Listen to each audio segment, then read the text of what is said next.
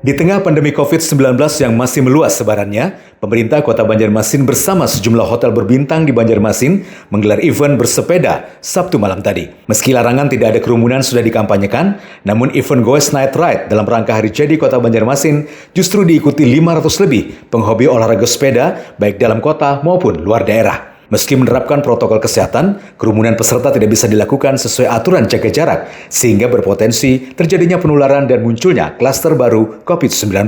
Pihak pelaksana bersama Wali Kota Ibnu Sina mengklaim sudah sesuai standar prokes COVID.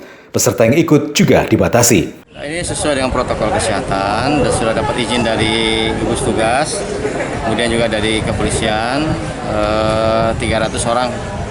Ya, dan itu dibagi, tadi kan sudah dilihat ada jarak-jaraknya dan lain sebagainya, ada batas-batas titik-titik yang harus ditempati oleh para goeser.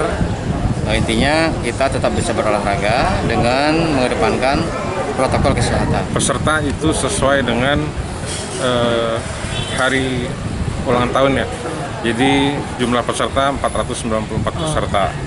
Selanjutnya adalah kita menerapkan physical distancing, standar kesehatan, semua protokol kesehatan sudah dijalankan, di mana ketika start jarak antar peserta itu sudah diatur, dan selanjutnya kita pengundian itu dilaksanakan secara virtual.